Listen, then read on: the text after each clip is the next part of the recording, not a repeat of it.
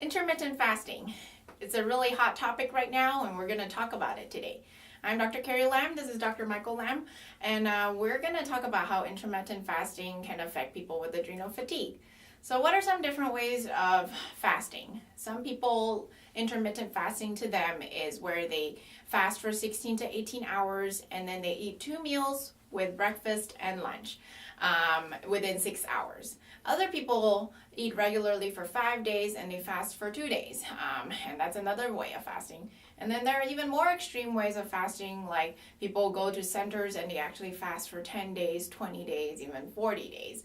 And so there are a lot of different ways of fasting, and we're going to go through what is good, what is bad about these. So what is some benefits of these types of fasting?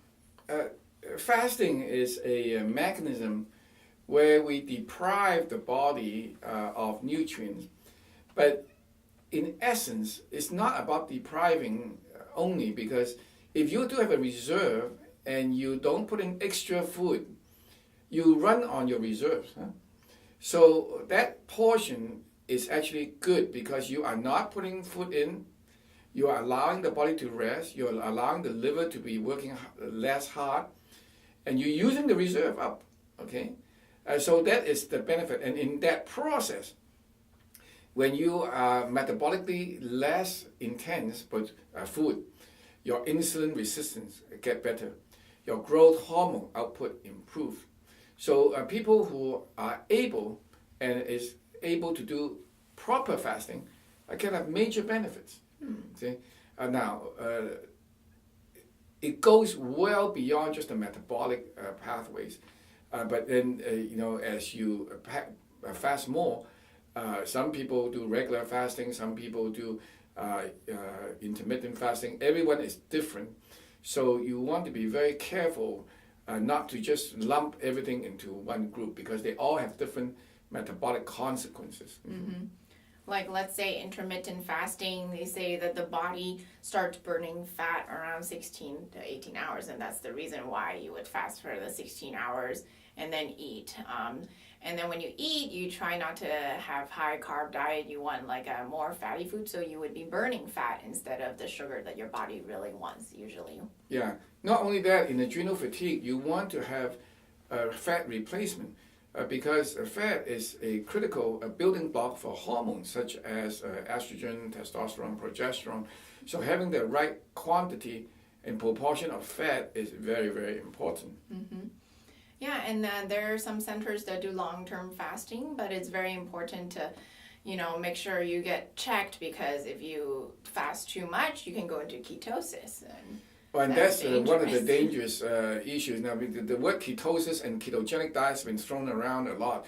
A real formal ketogenic diet requires a significant amount of preparation, which oftentimes can include a hospital-based workup, because you're talking about ketogenic processes that can lead to crashing of the system if the body is not strong. So is fasting good or bad for someone with adrenal fatigue? Well, I have so many people that come to me and wanting to do fast. Some have fast and experience benefit, and some actually crash. And what I've learned is that there's no such thing as a good fast or a bad fast. What you have to understand is that you want to give the body the proper time for nutrient feeding. You also want to give the body the proper time to rest. Whether that translates into a fasting situation, short or long, it really depends on the person. And for my clients, I would go through very, very carefully and make sure they are strong enough to even handle the most extreme fast, even if it is most gently delivered. So there are ways to modify fast in terms of timing, intensity, the type of food, and what you do to prepare your body before, during, and after. So I like to be able to say that, okay, fasting is good, but if your body is not ready, especially if you are in the late stages of adrenal fatigue, fasting can crush your system and lead to irreversible damages.